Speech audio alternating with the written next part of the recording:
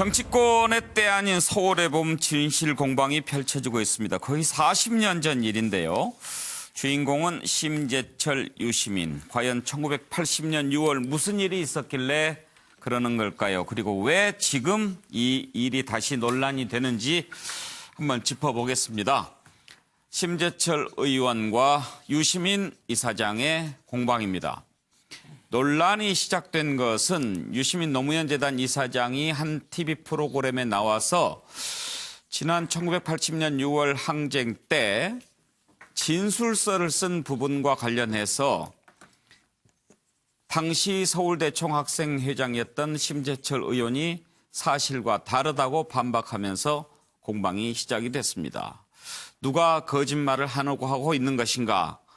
이 부분이 이제 관건인데요. 이때 당시 일어났던 일 가지고 이런저런 말이 다른 것, 기억이 달라서 그런 걸까요? 그렇지 않은 것 같기도 하고요. 그리고 또 지금 이 39년 전, 거의 40년 다 돼서 이런 논란이 또 벌어지는 그 이유는 무엇일지 그런 부분도 궁금합니다. 관련된 녹취를 듣고 패널들과 얘기를 나눠보겠습니다. 자기들이 유리한 진술을 누군가가 하면 그 진술에 맞춘 진술을 하도록 두들겨 패는 거죠, 가서. 근데 제가요, 뭐 동교동에 간 적도 없고 돈도 안 받았다 이거를 계속 유지를 하다가 막판에 써줬어요. 심재철한테 돈 받았다고. 그거 왜 그러냐면 제가 그 쓴 진술서 명단을 가만히 보시면 77명이 누구냐 하면 대부분이 다 서울 시내 주요 대학의 총학생회 간부, 그다음에 학생회장을 대신해서 회의에 참석했던 다른 간부 이름도 나오고요. 그다음에 단과대학 학생회장 이름이 다 나와요, 거기. 근데 이거는 쟤네들이 다 아는 거예요. 왜냐면 우리 다 공개 조직이기 때문에. 그 진술 중에 이런 거 있죠. 총학생회장 심재철이 단과대 학생회장을 모아놓고 뭐 법과대학한테는 이런 구호를 주고 뭐 경영대학에는 이런 구호를 주고 구호를 다 줬다고 나오잖아요. 네. 그건 전부 구라거든요. 총학생회장이 단과대학 학생회장을 모아놓고 플랜카드에 들어갈 문구를 나눠줄 리가 없잖아요. 그런 게 어딨어요 도대체. 근데 우리는 모든 일을 우리가 한글로 해야 되기 때문에 그 모든 스토리를 그렇게 다 지어낸 거예요. 전부 다. 그거는 뭐 아예 묵비권 행사할 게 아니라면 그런 진술이라도 해야지 어떻게. 그리고 그거 뭐 별 가치도 없는 진술이에요 다. 언급된 네. 사람들이 총 77명인데 네네. 그중에 유시민 씨가 진술했던 탓으로 영향으로 보이는데 네네. 그중에 나중에 17명이 곧바로 6월 17일 날 네. 지명수배가 됩니다. 그런데 이제 본인이 얘기했다시피 안 맞기 위해서 쓸데없는 얘기까지 장황하게 심재철이가 그렇게 말한 것이 아마 7월 중순쯤에 한 게 아닌가 싶다라고 얘기를 했는데 저는 6월 30일 날 진술을 했고요. 네. 유시민은 6월 11일 날 네. 진술을 하고 6월 17일 날 지명수배가 되고. 자, 정태근 의원께 제가 좀 먼저 질문을 하고 싶은데 그 이유는 유시민 이사장은 당시에 서울대 총학생회 대의원회 회장이었고 심재철 의원은 서울대 총학생회장이었는데 우리 또 정태근 의원도 학생운동 하셨잖아요. 연세대 총학생회장 하셨으니까. 물론 이제 80년 서울의 봄 때 하고는 상황은 다르지만 이제 그때 잡혀 들어가서 두드러 맞지 않으려고 뭐 진술을 했던 것이다. 이런 얘기에서 시작이 된 것 같은데 어떻게 들으십니까? 지금 이런 공방을. 우리가 그 무심코 던진 돌에 개구리가 맞아 죽는다는 얘기 있잖아요. 그러니까 아마 저는 유시민 이사장이 왜 저 얘기를 굳이 했는지도 잘 모르겠고 예. 심재철 의원이 저렇게 저걸 공박할 이유가 사실 있는가 할 얘기가 있으면 조용히 얘기를 하시지. 왜 그러냐면요. 예. 이 독재 권력에 의해 벌어지는 폭력, 고문이라는 것은 우리가 상상하는 것 이상입니다. 여자를 남자로 바꾸는 거 말고는 다 할 수 있는 게 고문입니다. 진술서상으로 그렇게 만들 수 있는 겁니다. 그래서 얼마 전에 김홍일 의원 돌아가셨을 때 그 아버지에 대한 강요에 대한 진술을 자기가 하기 싫어서 저항하려고 뛰어내렸다는, 책상에서 뛰어내려서 머리를 박았다는 거 아니겠어요? 머리를 벽에다가 부딪혔다 그러죠. 예를 들면 고문으로 후유증을 겪었던 뭐 김근태 의원 또 돌아간 우리 박정철 열사 이런 고문의 마지막까지 버티는 사람들은 굉장히 어렵습니다. 드뭅니다, 사실은. 그래서 그 처참한 고문이 벌어지려는 상황 속에서 어쩔 수 없이 자신의 주변에 있는 사람, 학교에 일했던 동지들을 얘기하는, 저희가 소리 분다고 얘기하죠. 그분들한테 사실은 책임을 묻지 않습니다. 왜냐? 그분 스스로도 그걸 평생의 아픔으로 안고 살고 있기 때문에요. 저 얘기가 지금 나오는 걸 통해서 어쩔 수 없이 불시에 잡혀서 또는 정말 저런 이제 수사기관에서 중요한 사건의 용의자로 설정해뒀던 사람들이 엄청난 고문 과정 속에서 본인이 원치 않은 진술을 하신 사람들이 너무나 많거든요. 그런데 지금 한 분은 내가 그거를 머리를 잘 써가지고 진술을 하는 걸 통해가지고 내가 피해갔다고 얘기를 하고 있고, 한 분은 그게 아니다. 그것 때문에 내가 고생했다. 지금 이 얘기를 하시는 거잖아요. 저런 얘기 하시면 안 되고요. 저는 저 논쟁을 빨리 그만두시고, 저 자신도 사실은 6개월 이상 수배를 받으면서 그 대공부실에 갔습니다만, 솔직히 제가 덜 맞은 이유는 그 당시에 상대적으로 공개된 건물이었고 제일 마지막에 검거됐기 때문에 그렇습니다. 그렇지 않고 중간에 검거됐으면 저도 반 죽었죠. 불 때까지. 그럼요. 그럼 그 상황 속에서 내가 과연 버텼을까? 저 때문에 고통을 받았던 사람들이 제 주변에 얼마나 많은데요. 그래서 지금도 그 사람들한테 미안해요. 불었든 안 불었든 간에. 그래서 저는 동시대를 살아왔던 사람들이 겪고 있는 아픔들을 이해하시고 저런 식의 논쟁은 정말 안 했으면 좋겠어요. 그러고 보니까 여기 학생운동 하신 패널들이 많네. 우리 정기남 교수도 총학생회장 출신이죠? 전 총학생까지는 못했고요. 총학생이 간부였습니다. 간부. 이쪽이 단과대 학생회장 예. 역할이었는데요. 저는 유시민 대표의 말씀 중에 그 당시 학생운동에 참여했던 사람들은요, 군사정권의 포악성 때문에 투옥, 구금, 감금, 좀 전에 정태근 전 의원님께서 말씀하신 고문, 여러 유형의 이제 피해를 입게 되는데, 자, 경찰서에 잡혀가잖아요. 그러면 다 앞서 얘기한 것처럼 밀고를 하게 돼 있어요. 일부러 정해진 각본대로 다 하게 돼 있습니다. 가장 많이 이유를 대는 사람이 총학생회장입니다. 알려진 사람입니다. 왜? 피해를 최소화해야 되기 때문에. 그래서 공개된 조직에서 활동하는 활동가들은 모든 사람이 다 어떤 잠재적인 이른바 감옥에 갈 사람들이었던 거죠. 그렇기 때문에 일반 학생들도 잡힐 경우에 대비해서 진술할 내용도 다 진술할 내용도 다 미리 그렇게 돼 있는 겁니다. 준비한다고 그러죠. 그런 측면에서 본다면 유시민 의원의 얘기가 틀리지 않은 얘기로 보여지고요. 그럼에도 불구하고 왜 이런 논쟁이 벌어지고 있는 거냐. 그러니까요. 자, 저는 일고에 갇혀있는 논쟁이라고 먼저 단정합니다. 더 이상 이런 논쟁을 40년 전 논쟁을 가지고 수사 진술서를 가지고 우리가 논쟁해야 될 만큼 한가하지 않다. 이걸 먼저 전제한 속에서 저는 누군가 역사적 진실을 부정하고 싶은 사람이 있는 것 같다. 둘 중에. 자, 저는 누구라고 단정해서 제가 그 당시에 같은 시대를 살았던 사람도 아니고 단정하진 않겠습니다만 저는 1980년 서울의 봄, 이른바 군사정권의 어떤 서슬퍼란 시절에 서울역 회군을 주도했던 사람이 심재철 의원입니다. 그리고 그 당시 심재철 서울대 학생회장이죠. 자, 그 다음에 1985년 소위 김대중 내란음모 사건으로 다 감옥에 가고 구속됐지만 결국은 군대에 갔던 사람, 군대에 다녀와서 이른바 군사정권 시절에 문화방송의 기자로 채용된 사람이 심재철 의원입니다. 그 다음 하나만 더 말씀드립니다. 김대중 내란음모 사건 당시에 가장 핵심적 증언으로 활용됐던 것이 심재철 의원의 진술이었습니다. 이런 것들을 종합적으로 볼 때 누군가는 지금 역사적 진실을 부정하고 싶기 때문에 저런 논쟁을 만들고 노이즈 마케팅을 하는 것 아닌지 저는 이렇게 생각이 드는 것입니다. 고영신 교수께서는 그때 당시에 이제 취재도 하셨겠지만 어떻게 보십니까? 근데 정말 짜증나는 얘기예요. 그 시절에 고통의 다소는 있을 거예요. 사람마다. 어디에 있었던, 학생 신분이었던, 직장에 있었던, 언론계에 있었던. 다 고통 안 겪은 사람이 없었어요. 지금 그게 다 언제 시절의 얘기를 다시 끄집어내가지고 네가 배신자니, 네가 밀고자니 이런 얘기를 해서 무슨 도움이 되는 겁니까? 국민들 짜증나는 일만 하고 있는 거예요. 아무런 도움이 안 되는 거예요. 그렇다고 해서 그 진실을 모르는 사람이 누가 있습니까?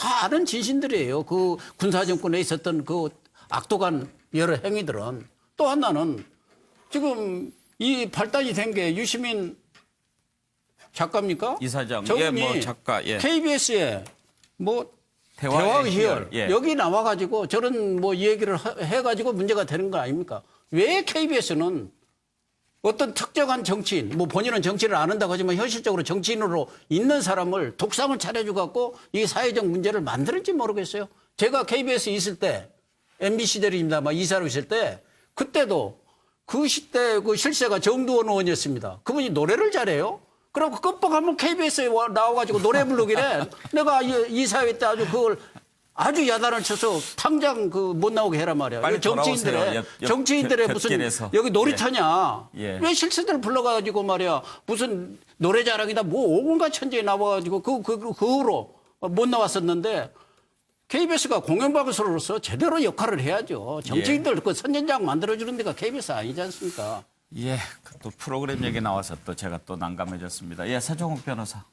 일단 이게 두 분 다 제보다 선배이기 때문에 제가 진실은 모르지만 저는 이제 양쪽의 주장을 면밀히 검토해보고 예. 그다음에 공개한 원문을 몇 번 읽어보고 예. 의혹인데요.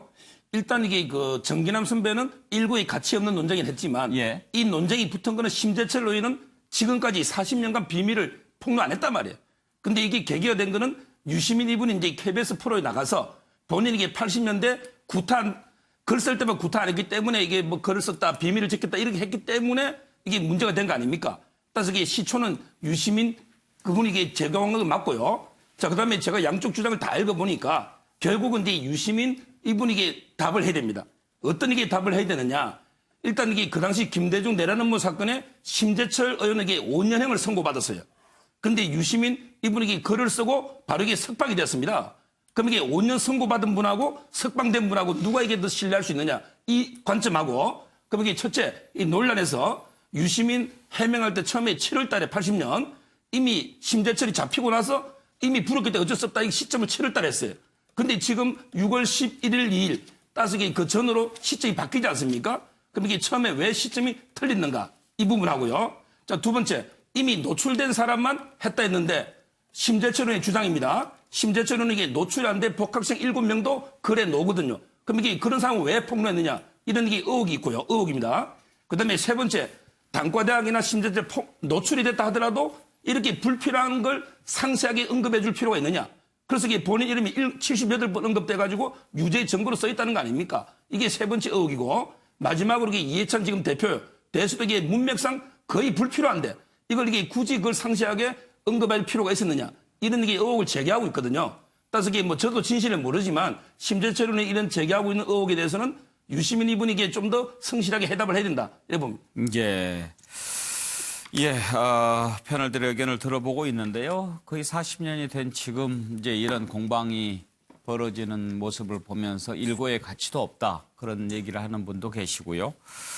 어찌됐든 지금 이런 공방을 보면서 이 두 사람이 지난 40년 동안 서로 말은 하지 않아도 어떤 불신을 안고 살아오지 않았는가 그런 생각은 듭니다. 지금 서로 다른 진영에 있게 됐는데요. 김현성 교수, 지금 이런 공방 어떤 시각으로 보고 있습니까? 서정욱 변호사님 말씀드리면서 참 엄혹한 시대를 살았던 선배님들에 대한 정말 예는 아닌 것 같다. 그걸 시시비비를 다투는 것 자체가 무슨 의미가 있겠나. 저는 사실 진짜 살아줘서 고맙다. 그 당시에 죽지 않고 살아주셔서 너무 고맙다라는 생각이 들고요. 저는 그렇게 힘드셔갖고 그러면 전두환 정권에서 문화방송에 기자로 들어가시고 그렇게 힘드셔갖고 그 독재 정권, 본인이 타도하게 된 독재 정권의 의원이 되시고 정말 그렇게 그 당시 그게 너무나 힘들고 배신당한 그 기분 때문에 이렇게 살고 계신지 정말 묻고 싶습니다. 서로 격려하고 서로 다른 당이 있지만 우리 함께 여야로 있지만 우리 그래도 그때 함께 이뤘던 뜻 있지 않냐. 우리 함께 해보자. 그러진 못할 방녕. 지금 저는 정말로 이 일 있기 전에 여당에 계시든 야당에 계시든 정말 선배들, 운동했던 선배들 살아줘서 너무 고맙다. 예. 그게 무슨 의미가 있겠습니까? 다 면접을 줘야죠. 근데 누구나 다 알고 있지 않습니까? 그러니까 제발 부끄러운 모습 보여주지 않았으면 예. 좋겠다 생각입니다. 차정 교수 말씀 듣고 다음 이슈로 넘어가죠. 예, 저는 지금 그 김현승 교수 판례를 이런 말을 써놨네요. 예능을 예능으로 하려고 예. 그러는데 저도 지금 판례 똑같은 이야기 했습니다. 우리가 이런 말을 많이 쓰잖아요. 예능을 왜 다큐로 받느냐. 이 사실 이 지금 이 유시민 그 이사장이 아마 이제 뭐 방송에 나와서 했던 거의 취지는 그거거든요.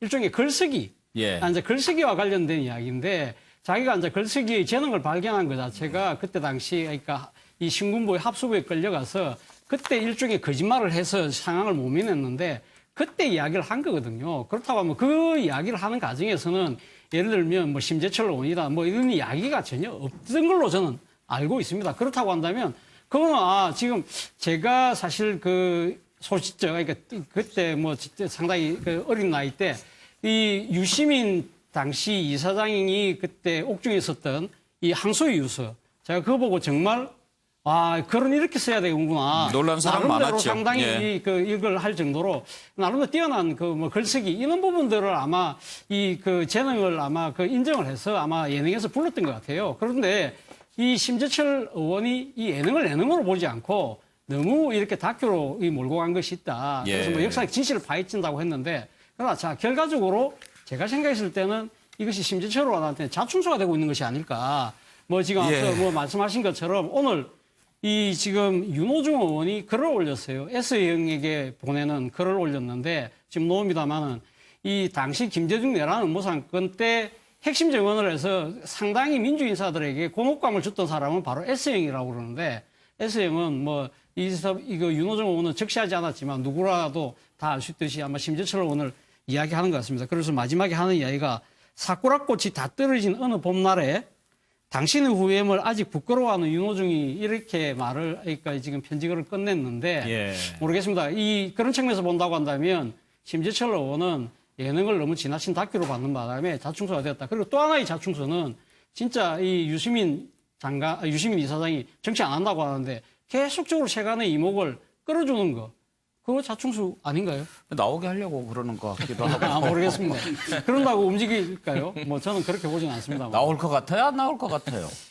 저는 지난번에도 한번 이야기했지만 아마 유시민 아니면 이 정권 재창출이 안 된다는 순간까지는 아마 안 올 것 같아요. 참 본인 안 나오겠다는데. 예, 정파님. 30초만 말씀을 예. 드리면은요. 저는 지금 뭐 심재철 의원을 두둔하고 싶은 생각은 전혀 없습니다만 지금 저희가 이 자리에서 심재철 의원을 평가하기에는 굉장히 이른 것이고요. 지금 그 당시 나이가 22 나이 때입니다. 기본적으로. 그리고 제가 꼭 말씀드리고 싶은 건 뭐냐면 스스로 가슴속에는 자신들의 자랑스러운 역사일 수도 있고 또 어떤 경우에는 치욕적인 역사일 수도 있지만